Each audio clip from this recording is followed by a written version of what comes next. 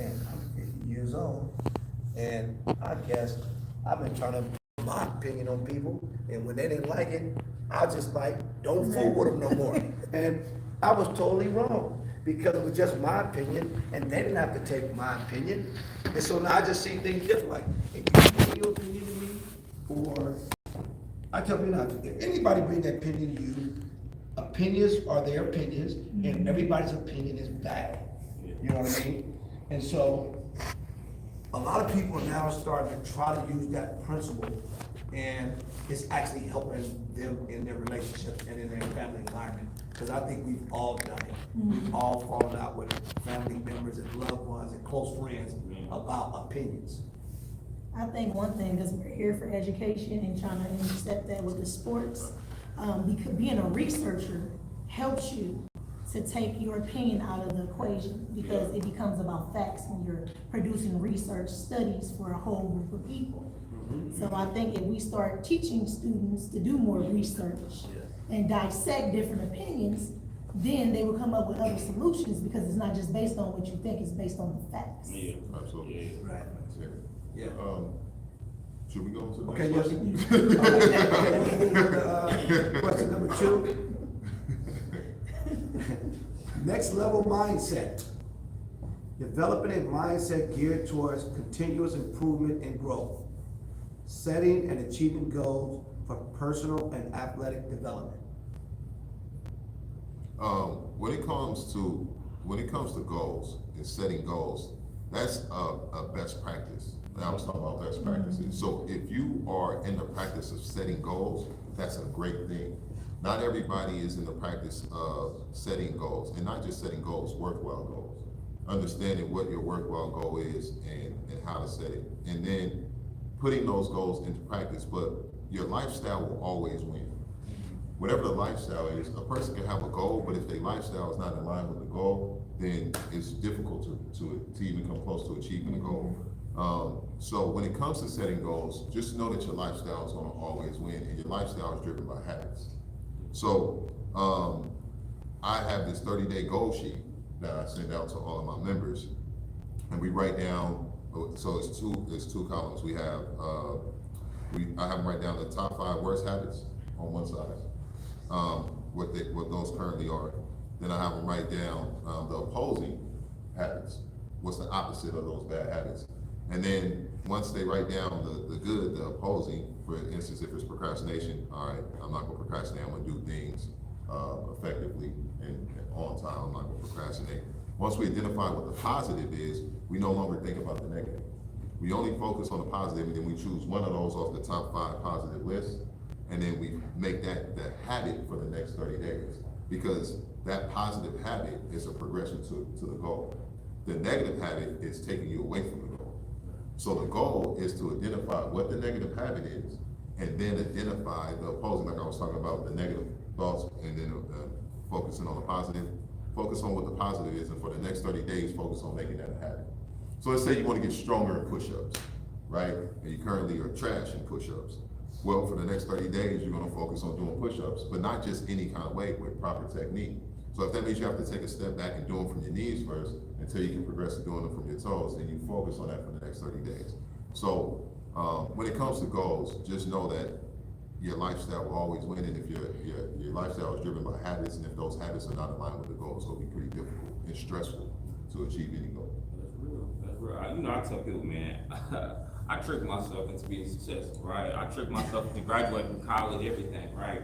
Because the biggest thing was that I had a goal of making it to the league, right? Like, that was my end goal, you know? And I was someone who was formerly incarcerated as a juvenile, but I just had that goal. I was like, I'm gonna do everything better than my parents. I'm gonna make it to the league. I'm gonna do whatever. But I didn't know anything about college. Didn't know anything about 4-year graduate, anything. But I knew one thing: I had to take my education serious, right? So I just started doing my homework. And I remember going on to when I got my 4-hour football scholarship at UC Davis. I'm doing it. I'm doing, you know, doing my work and whatnot. And I saw someone walk up to me, and they had like their student ID, and they said, "I'm a graduate student." I said, "What's a graduate student?" They said, "You're an undergrad. That means you're getting your bachelor's." And you know, I'm getting my master's or my doctorate. I said, "So you're telling me there's more school after this?" I said, "Oh, I'm done after this, bro." I'm like, I ain't doing no more school. So the biggest thing was I was sitting there, and you know, I struggled at Davis and whatnot. You know, I barely graduated, had 2.0, but I remember I was talking to my counselor, and she said, you know, you can graduate like this quarter. I said, for real? She said, yeah. I said, okay, I'm about to graduate then. I didn't have my little tassel, none of that. Right? I just had the cap and gown. You know, I showed up, took my picture, and I was gone, right? But next, you know, I had a degree, you know, and I had some workouts. You know, I'm working out for some teams and whatnot. All of a sudden, sports didn't work out for me. But the thing, I had my degree. You know what I'm saying? So I tricked myself into doing that. And as time went on, was because I built some positive habits, right? Like when I was at Davis, I played football, I ran track, I was getting my, in class, I worked at the university as well, right? So I had all these habits of just working and grinding. And then my biggest thing was it was hard for me to dream again because as a youngster, it was like I had the ultimate dream and it didn't work out. So how am I going to be a dreamer again? You know, for me, it was like that was already instilled inside of me, you know what I'm saying, because of my goals, that you're a natural born dreamer. You feel me? And so the biggest thing was that when I was in education, it was like something dawned on me like, hey man, you need to go get your master's. I'm like, okay, like, you know what I'm saying? Next thing you know, I got my master's. Then because I'm someone who's goal-oriented, someone that wants the best for myself, want to outwork everybody, it's like, bro, go get your doctor. Like, you're gonna be the first person in your family to do this, you know? And so for me, it was like, everything happened, you know, I tricked myself into getting to where I'm at because I just had a goal of making it to the league, and I was gonna outwork everybody. When you do that, when you start like having those type of habits that I'm outworking everybody, I know I'm not the biggest, I know I'm not the smartest, I know I might not be the fastest, but because of that, right, I had to reevaluate myself, and I'm gonna outwork everybody. And when it didn't work out, guess what I'm doing? I'm outworking everybody to get to where I need to get to. So basically having those goals in your life, even if you don't make it to your ultimate dream, you already instill habits inside of you that all you gotta do is just light that flame up again, and you're gonna be off to the races. You might stumble across your purpose. Exactly. When you have those goals, who you are in competition with? Yourself. I was in competition with myself, you know what I'm saying? And a lot of young people think when they have these goals that they're in competition with somebody else. But they don't understand you're really in competition with yourself. Yeah. It's all self-driven. You know, you have to drive yourself to get where you wanna go. You know what I'm saying? They looking at somebody else like, okay, I'm trying to get where he or she is. No, you need to get where you trying to go.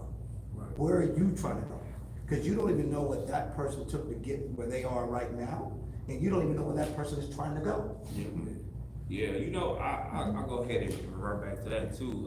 For me, just because of how I grew up, you know, like my father was incarcerated, you know what I'm saying, mother, she was on drugs, she was incarcerated. So for me, it was me against the world, you know what I'm saying? And a lot of times it was like I was subconsciously in competition with everybody, you know, because I felt like people weren't around me when I wasn't eating. You know what I'm saying? Like my father was in prison, so people might have had their parents around to show them the game, but I had to work. You know what I'm saying? I had to work, and because of that, that made me like the worst teammate possible. You know what I'm saying? The worst friend possible. Because it was like I was trying to be against everybody else, and if I could do it again, I would treat the game a lot different. You know what I'm saying? Like everything I'm talking about is lived experience. When it talks about anxiety, stress, depression, I went through that. You know what I'm saying? When it talks about, you know what I'm saying, goal setting and like being in competition with everybody else, I've been through that. You know, I was a terrible teammate. I'm at practice fighting everybody. I'm about to fight the receivers coach, you know what I'm saying? Because me and him, you know, got into it and whatnot. I'm about to fight him. And the thing about it was, if I could go back, I'd do it again because I realized like, I'm in competition with myself. You know what I'm saying? Like, I'm doing everything that my mother never did, my father never did, nobody in my family has ever did. You know what I'm saying? So I'm thinking about legacy. Like, my father was incarcerated. He named me Shaman. You know what I'm saying? I got his last name. But for me, it's generations of trauma. You know what I'm saying? That I have to, like, God bless me to go ahead and change the trajectory of this last, you know, the last name. So for me, it's like, when you think about, you know what I'm saying, goals, it's not about anybody else, it's about yourself. You feel me? Like, I mean, not about anybody else, but it's about your last name. You know what I'm saying? The people that came before you, your ancestors, you know what I'm saying? Your grandfather, your grandmother, your great-grandparents, you know, like, you carry that legacy. You feel me? That's what I had to realize. I want to add to what y'all was saying too, as far as like goals. One of the things I try to tell even my sons when they playing ball is you'll find the best person on the team and you go work next to them. And it's almost like you psyching yourself out to just be great. Yeah. You know what I'm saying? It's a competition, but it's not. It's like you really psych them. I try to just get them to focus on that so they can psych themselves out to be one of the best on the field. You know what I mean? But it's big on, I was big on trying to use different ways of getting them to do it without actually forcing them to do it, to work hard, you know, and train themselves to push themselves to their maximum potential, because they got all the potential in the world, but a lot of it's gonna start with your mentality. So if you're not, if you don't, you can have the worst guy on the field. I've trained baseball players for probably maybe 20 years. So I used to have this kid, he was probably no athleticism at all, but his work ethic was crazy. So he went from being one of the worst players that I had, but since he was so coachable and he wanted to work hard and get better, he actually became one of the better players within 6 months. Now he went from striking out every time to hitting balls out the park. Like, you know what I'm saying? It turned into something just by him outworking the guys that he was working next to and pushing himself to that next level. So That work ethic. yeah, that work ethic is important. Man, The subconscious though, you mentioned it real quick, and the subconscious is more powerful than people think. oh yeah, for sure. The subconscious is what is often attacked in most people, and they are only really aware of the conscious mind. But the subconscious is more powerful than people think, and it governs how the psychology and the actions of the individual. It's the metaphysics. Yeah. So that subconscious being attacked, and for a young person not knowing even what that is or how that looks, it's very easy to lash out and or be defensive or not be receptive to things because the subconscious is at work and you don't even know it. You know, you're not necessarily conscious of it. So being able just to figure out that it's okay to talk to people who might be able to educate you on how to master your subconscious and be aware of some of those things, those traumas or challenges that exist, coaches and individuals. And if nothing else, simply put, like you said, if you could go back, you would be more receptive to some of the stuff that was around you. And that would help mend your subconscious without you even knowing. So just not always being defensive or feeling like it's you against the world, but take some time. My uncle told me this, and it was a middle of an argument. He was right, I was wrong, I was still arguing. But he said, boy, do you know that when somebody is speaking to you, you got a job to do? And this is the art of active listening. Active listening is a gift. Not hearing, active listening. He said, you know you got a job to do when somebody's talking to you? If someone is speaking to you, your job is to at least process what is being said. So that you can actually process it and see if it's something that should apply to your life or if not. But either way, you got a job to do. But if you're not doing the job of processing what's being said, then you're a fool. Yeah. Because you're not even giving yourself an opportunity, because this person might be saying something that don't apply to your life, but if you're actively listening, you'll be able to process that and know, okay, this is somebody I don't need to spend no more time around. But they might say something that you, a jewel, and drop it. And when my uncle said that, that was a jewel that he gave me. That's real, that's real stuff. And I use it in my coaching now, and I wrote about it in my book. So one of the things, when we start talking about conscious and subconscious, it can get a little, over people's head, but active listening is a tool that you must learn to use. When somebody is speaking to you, you got one job to do. That's to not hear, but to actually process and see if it's something that you should apply to your life or not. And when you do that, you give yourself an opportunity to actually learn and take control of your future and your goals. So just chiming in on the goal scenario. Yeah, we all have our own individual goals and we're in competition with ourselves. But unfortunately, the people here in the Bay Area, most of the kids who are having the issues with the education are people who look like us, the black kids. So our goal, they have a self goal, but they also have an ethnic goal, a cultural goal. So if they're doing something individually, it's still looked at as a whole. And I don't think that a lot of our kids recognize that. So even though you're out there and you're on the sports and you're playing on the field, you still need the educational goal because like I said at the beginning, all these things go hand in hand. If you're a good athlete, you're gonna be good at education because you have the will, you have the strength, you have the know-how to get over the barriers. Learning is a barrier, that's why you're ready to give up so easily. Sports is a barrier because when that workout is hard, you can't get over that challenge. all these things come together. But if you give up on yourself, you give up on your culture, and that's how it's looked at by everybody. That's real. So that's something just I wanted to know. Should we go on to the next question? Yes, all right, I thank don't you. know if we gonna get through all these. Hey, dude, any of y'all got, is we missing the mark or something? Is there something we should talk about?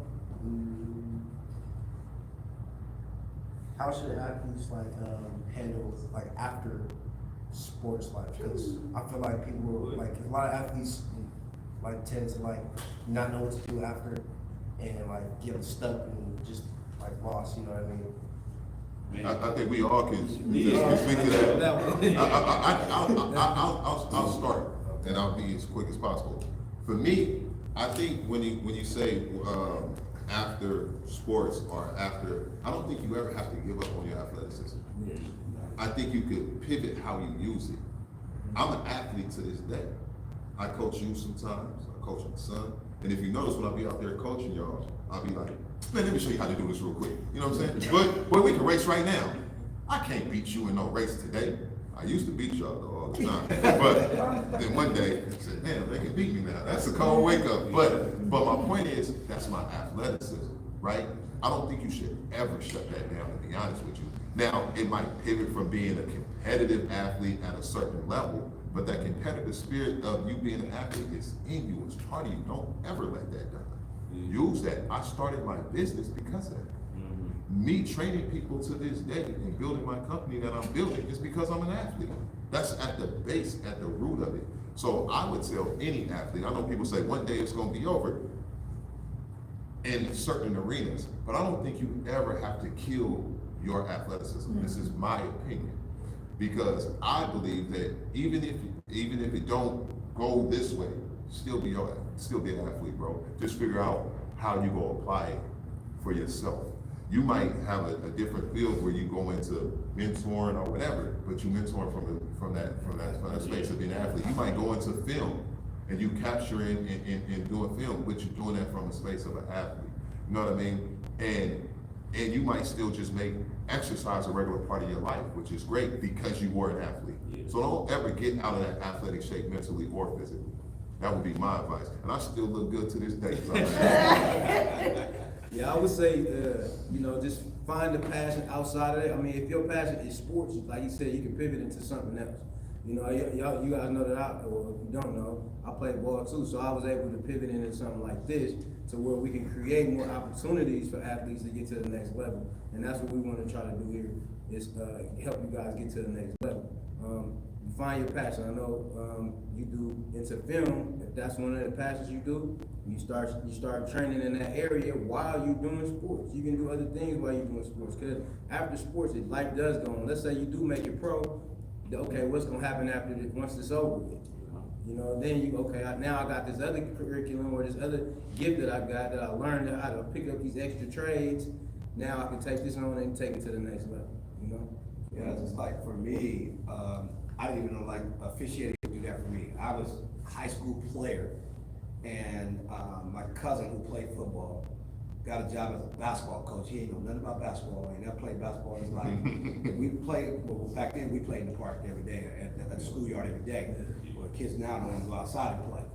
But he came to get me, at my grandma's house. He's like, cuz, I need you to come help me show the kids some of the drills and plays that your coaches teach you. I got this job as a basketball coach. I'm like, why would you take a job as a basketball coach? You ain't even play basketball. And so I ended up helping him. And then at the end of that basketball season, the sister at the school, it was at St. Joe's in Berkeley, her name is Sister Denise, I never forget it. She says, Mel, I'm 15 years old. She says, Mel, we need some referees for the girls' basketball games. I ain't never refereed before. I've been around the game. I ain't never refereed before. And so I was like, sure, let's do it. So I was catching a bus from Berkeley to Richmond on Saturdays to referee some girls' CYL games, getting paid $5 a game. And I thought I was like rich. I'd be there for like $40. And so again, didn't really know what that was doing for my life. I was just kind of just doing it just to be doing it, and just kept doing it. And so I didn't really I don't really think my goal was to try to play any professional sports or do anything like that. I was really good with math and numbers, so I was going to school to really be an accountant, right? But I was always involved in athletics, and that ended up being my career path, right? As being in athletics. And so, coming to that, like, officiating part of my life, where it started getting like serious, right? And I was like, whoa, I didn't ever like even imagine like getting there. So you talk about like, what do you do like after life? So then I just really like, cause I refereed Division I college basketball. And so, when I did that for 24 years, just retired this past season. And so, I was like, this is like a serious like job now. Like, this is like, it's almost like a job now when you get to that level. It's not like a hobby anymore. It's starting to become real serious because of the scrutiny and everything else, right? But that was kind of my path once I knew I wasn't gonna be able to play anymore. Once I was like, say, I'm done playing pickup, I'm done playing in adult leagues, I'm done doing the stuff that I'm doing. So I said, oh, let me just start taking this other part of my life serious, and now I'm still a part of the game. The game that I love, I'm still a part of the game. And then a lot of people, like you said, you mentor, you coach, somehow you figure out what that niche that you're gonna find to still keep yourself connected to that sports. I know it's athletes to say, hey, my connection is I'm gonna go out and help raise money to help my community that I came from. You know, so everybody does something a little bit different to stay connected to what they love. Absolutely. I feel like this is talked about enough. But for young black males, a lot of times we go through an identity crisis, right? We have a psychological development of, as young boys, when we turn on the TV, we see people that look like us, that talk like us, that come from our communities, being athletes at the highest pinnacle, right? Making millions of dollars. And so for me, it's like, I wanted to get to that pinnacle. And I remember, when I was in the CFL, got cut and was in the arena, you know what I'm saying, the season was over and I came back home. I remember I was sitting in the room for 5 minutes felt like 4 hours. And it was dark. I realized it was over. Everything was over. You know, like, and I remember I used to try to go to sleep and hopefully try to wake back up and be back where I once was at.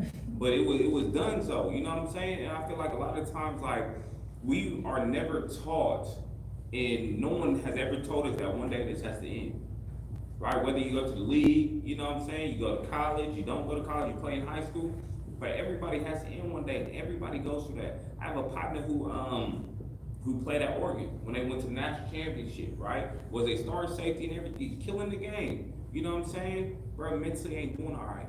Like, he mentally just checked out. He don't know what life is outside of playing sports. You feel me? That's why it's so imperative that, like, yes, sports is what you do, but it's not who you are.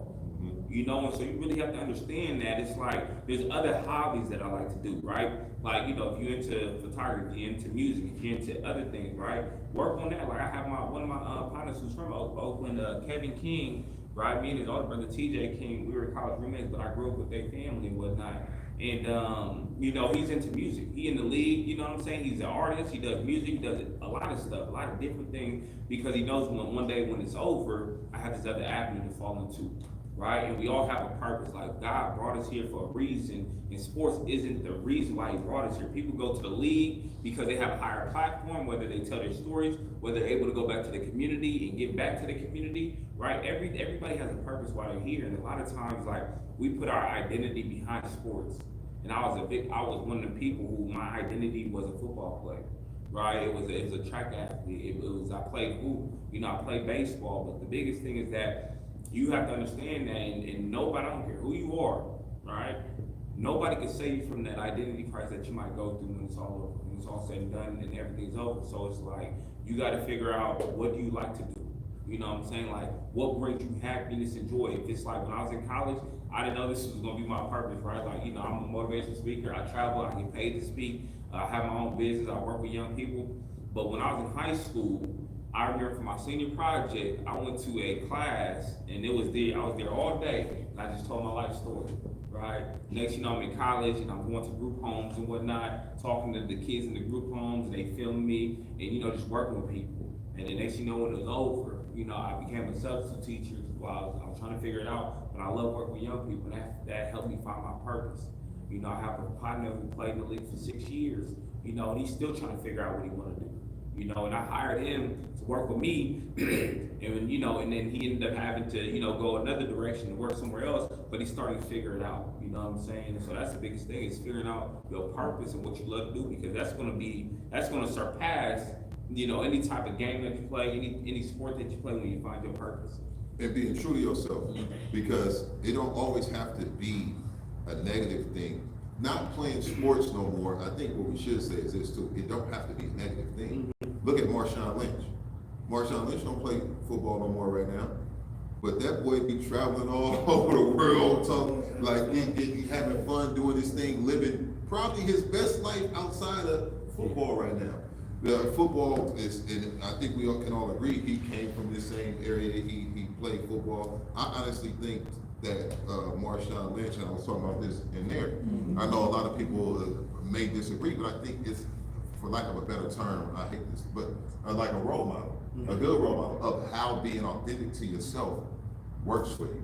Not changing who you are. I'm not necessarily saying everything that a person does makes them a role model, but him being true to himself, and look how it's working for him even after sports. So even if you don't even take nothing from us, look at an individual like that who you could relate to. Marshawn Lynch always kept it real about who he was, what he was gonna do, what he wasn't gonna do. And now after sports, he's still doing him. He just ain't putting no pads on. Yeah.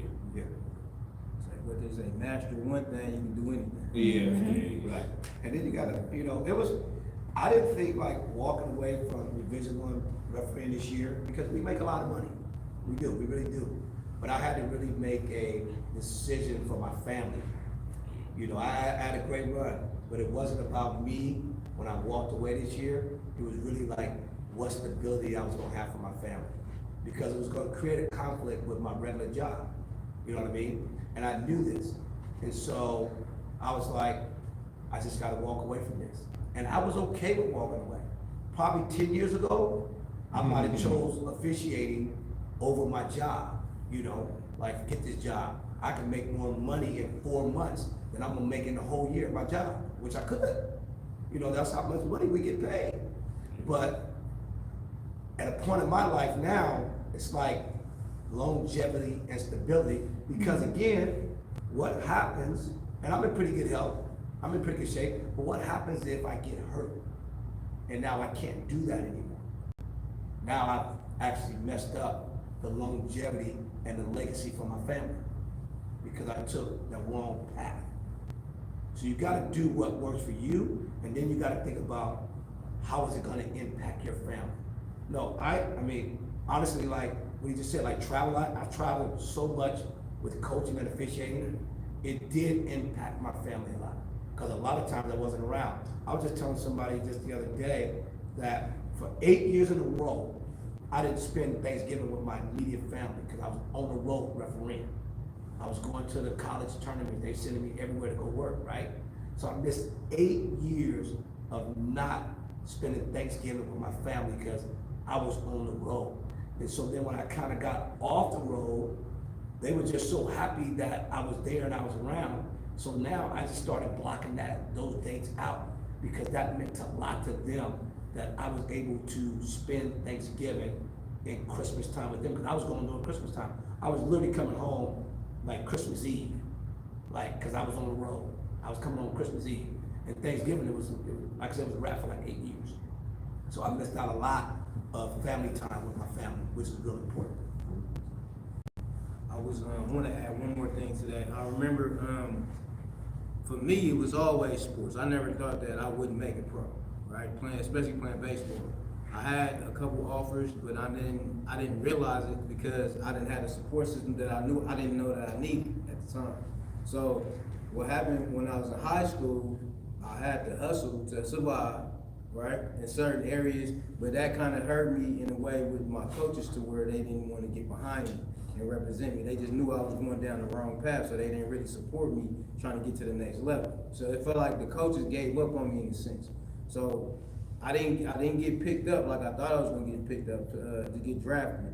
So I ended up just leaving. I moved to Atlanta, and I walked on what I had I had like 3 point something GPA, so I was able to get into school. But I walked onto a baseball team. I got the spot, but I wasn't even enrolled in the school, so I ended up getting pushed off because I was taking spots of guys that had full scholarships at the time. So when I got pushed off, it made me kind of get depressed a little bit. I got distracted with other things in Atlanta, and then what I ended up finding out was when I ran into a guy from Los Angeles, he was a trainer, and I knew nothing about training at the time. I didn't even know it existed when I was coming up. So when I ended up running into him, I started to train. He talked me into training baseball players, and then I started training ball players, and I found out that this can be a lifestyle that I can do at the time. So that was one of the things that kind of pivoted me and kept me in the game at the same time to play baseball and still train athletes. So that's kind of one of the things that turned me on to training. All right. Okay, we're gonna move on to the next question. Importance of positive in athletes using social media.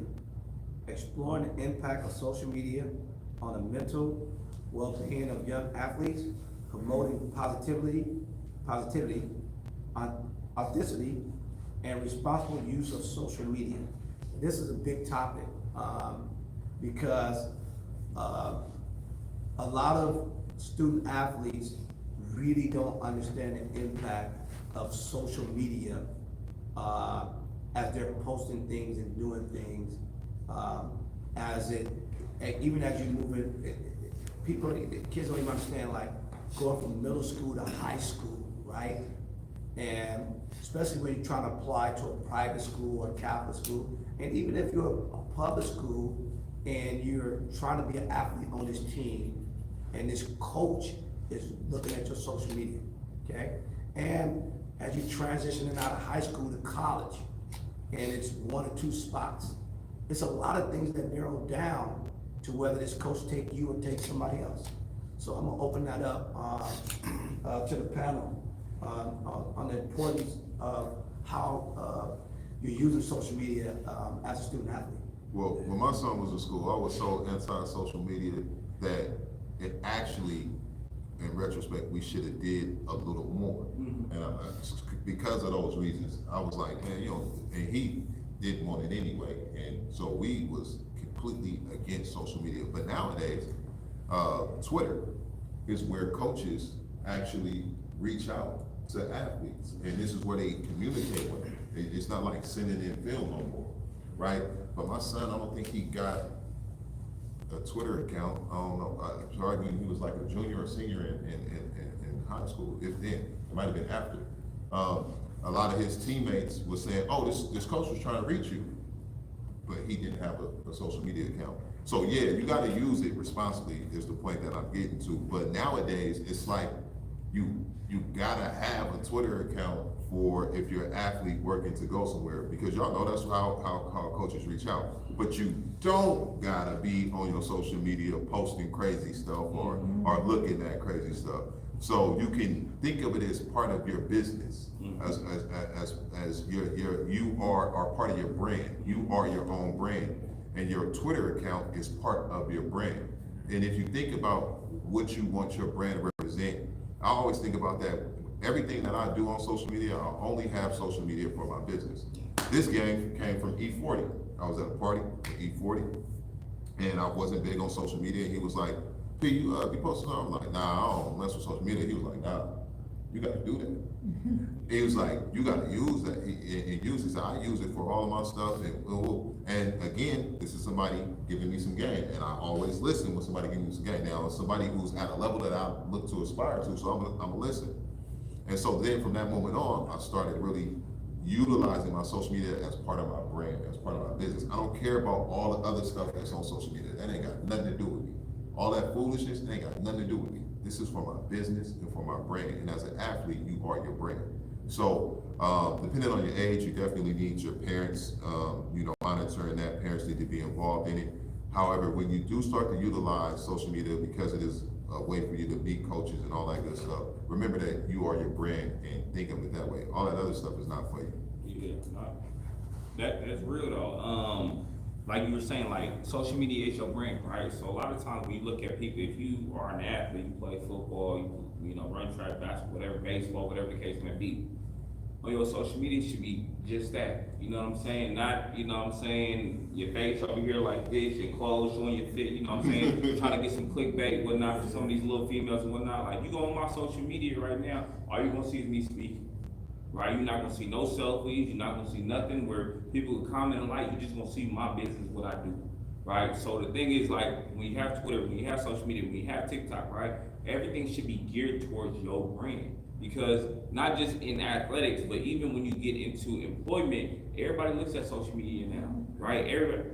Many kids got their scholarships taken because of social media, right? Because of what they post, because they want to get in this debate or this argument with this Or what they person, like, yeah. or what they, yeah. And so everybody will sit there and look at your social media and be like, okay, like, nah, this is how this person is. They'll judge your character off of your social media, right? So it's like you sit there and you play football, you play sports. That's the only thing that should be on your social media is your brand, because you're marketing yourself, right? Like everything about you, like you are like the biggest brand is not Gucci, it's not Louis, it's not anything. The biggest brand is yourself, right? So you gotta sit there and you gotta market yourself as much as possible. So when someone clicks and they look like for me, like being a speaker is like, you go on my Instagram, you look at all my speeches, you can go ahead, click on my website, it's gonna have everything, and people, that's what's gonna bring them near. So that's the biggest thing, is be mindful of what you post, and also to post exactly what you wanna do. But, And I say too, if you're in 11th, 12th grade and you're an athlete, build you a web page. Yup. Get all your best plays and your games out there. Start selling products to your friends at school with your face on there. So then when scouts come to your games and stuff, your friends is wearing you. Yeah. And that gives them a leeway to pay more attention to what you're doing. That's real. I like the web page though, because that's for sure is a big thing, right? And I do build web pages. Yeah, and the thing is, you go on Wix, you know what I'm saying? Or there's other websites. I use Wix for my website, but you go on different things and build your own web page, like a one page. You know what I'm saying? With all your information, your GPA, highlights. You know what I'm saying? Just everything. You do that. You ain't got to pay people, but now all these people want you to pay them money so they could go ahead and promote your. You know what I'm saying, and stuff, but you for sure can do that. And not just the social media, just the whole like Google, right? So I had a parent call yesterday, you know, we want to have a nice conversation about, we're having some issues with getting the fields line for the games, right? Because one of my guys took a full-time job and so it down. And so at the end of the conversation, right, he tells me, he says, I know all about you. He gets to running down like everything that I've done, and he's like, you can actually go and do the field yourself, because I know you used to supervise the ball field guys in Oakland, so you know how to do the field. I just need you to lead the off. I need you to commit to going to do the field. This is what he tells me. And he's got to be telling me like, I know you grew up in Berkeley, I know you worked in Oakland, so obviously he Googled me, so he knew all this stuff about me, and he says, you got 3 or 4 people in the office, and you guys gotta really help support to do this. So what you put out there on social media with your name, people can Google you and almost find out anything about you, okay? So you have to be real careful and conscious about what you're doing as you wanna become a student athlete or anything. Just like Shaman just said, even in employment, people try to figure out how they're gonna hire the best candidate. You know what I mean? How am I gonna hire the best candidate for this job? I got 1 position and I got 3 or 4 really good people. So what's gonna separate you from the others on getting that job? Real quick, my son say, he not a student athlete, he an athletic student. And one thing that a lot of people forget about student athletes or athletic students is that your job is way more difficult than the average student. Because they are just they're a student. They're a student. The students who play sports, you got a whole job. The sport is that you play comes with training, practice, games, film. Plus, you still got to do all the other stuff that students have to do. I don't feel like student athletes or athletic students get enough support from just the schools themselves, and recognizing that they are not average students. right? This is not average. These individuals deserve more of a applause for the commitment that they make because they have to do everything that a normal student has to do.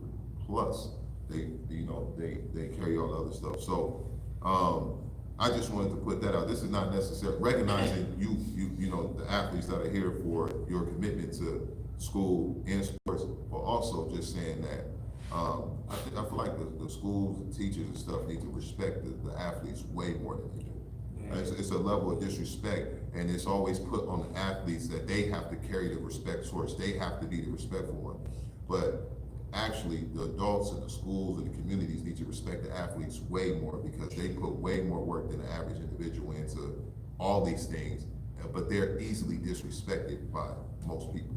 Man, no, that's real. You know, I tell people this, right? And I tell my all my athletes, like, if they really want to go to college, play in college, they're ready for the schedule, right?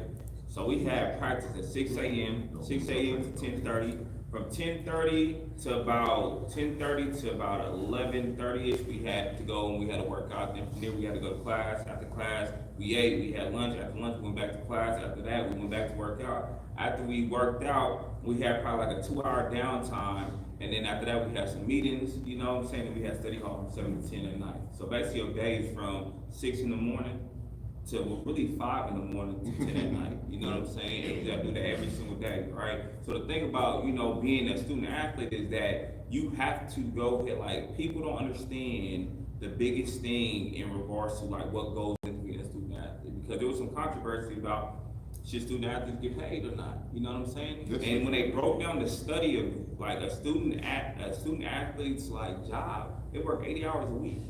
You know what I'm saying? More than the regular, you know what I'm saying, student or anybody of employment, you know? And so the thing is that a lot of times student athletes put their body, their mental, you know what I'm saying, to a whole nother capacity, right? And not really have an opportunity to be a regular student. Quit disrespecting these athletes. I think too, from an education piece, that depends on the student athlete too. Mhm. And it depends on you, the college student athlete Yeah. versus the high school student athlete. Oh, yeah. Because sometimes they put too much on their sport, but not enough in the education I part. agree. And we provide you with tutoring services, all these things that you're not taking advantage of. Yeah. So that's another thing. You do have the student athlete who's scholars too. Yeah. No, that's And what I'm they talking do about. both. That's what I'm talking But about. then you have the ones, which is a big portion of them, that's sitting in the STED classes with me. But then You you have got- to push to do the work, and you have to explain to them, Yeah. you're an athlete, but you also have to have the grades to get to where you Absolutely. want to get to. Yeah, And that's where the bigger portion It is. kind of jumps, piggyback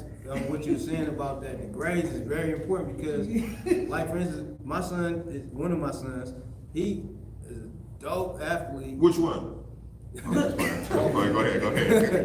But look, he dope at the football, right? And at the same time, he used to lack on his grades a lot. He started picking up his grades. Now, fast forward, he wasn't getting the looks that he needed his last season because of COVID, all these other different variables that kind of took place.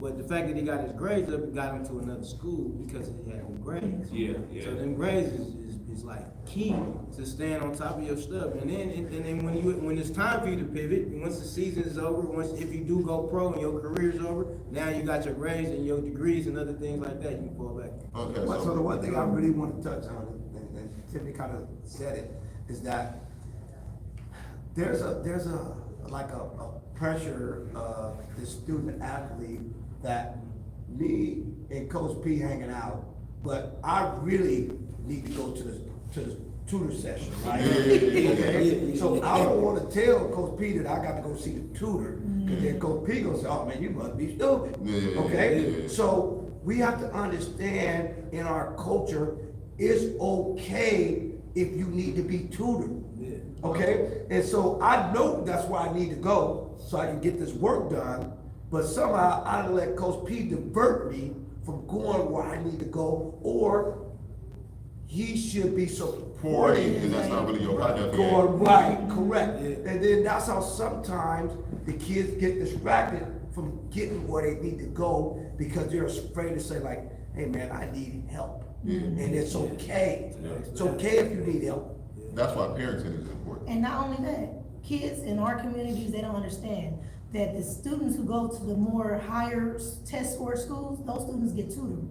A lot of them kids was at Kumon, programs like that young, so where they're Parents due pay to for school it. level. Yep. It's not just in the schools. Parents, you gotta do your jobs. There's free programs that will pay scholarships for your kids to get that tutoring that they need even outside the school. Don't And let I'll be kids, touching on that don't later. let no other kid raise your child, that's parenting. Exactly. The answer to that is parenting, ain't no kid gonna raise my damn son because I'm raising him. So, that's just is what it is, and if and I know everybody don't have that luxury, cause I didn't have that, you know what I mean? I didn't have my dad in my life, I raised myself, so I know everybody don't have that luxury, but if I'm around you, and if I'm around you, I'm gonna have something to do with it, you know what I mean?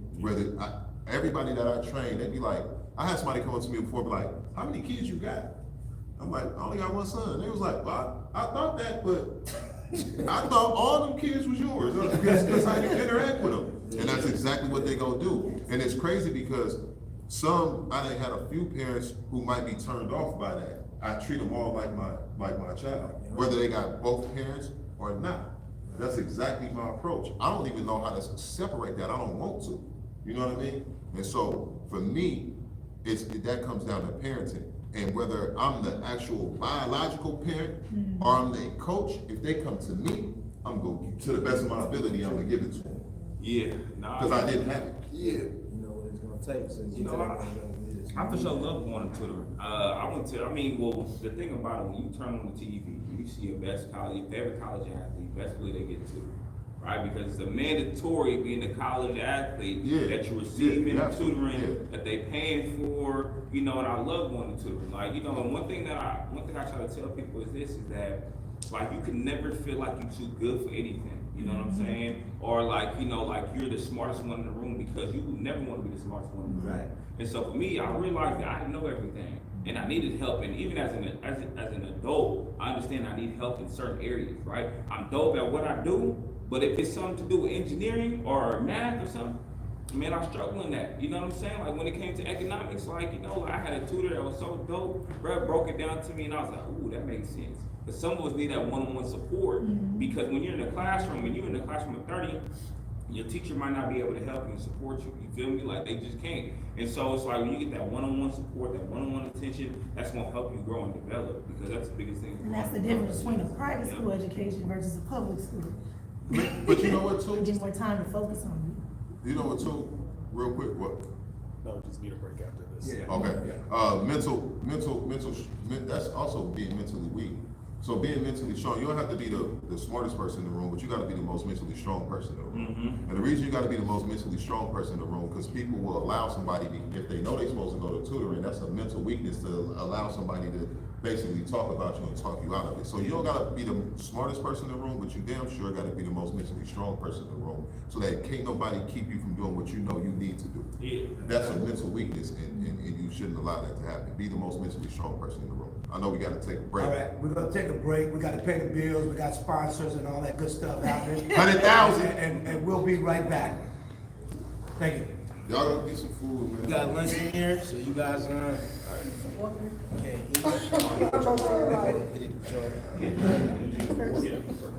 I was waiting for that break. No, no.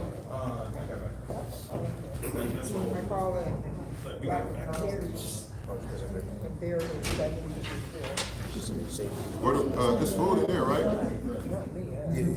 Yeah.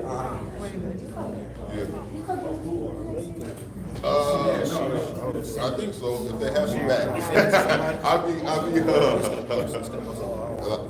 That story I just told about being like parenting, I'll really be doing that, so we'll see. I was there for 2 years in a row. Some of them, not all of them, some of them. Really the ones that's just racist and hating them. But for the most part, I've been there 2 years in a row, so I think I'll be back again this year. Okay. Yeah. My son played T-Birds. He went through T-Birds. He played 1 year in Atlanta, came back to the T-Birds, and then he went to De La Salle. He's struggling with. Oh, was you trying to be an auto lighter? What you gonna be? Oh, 12.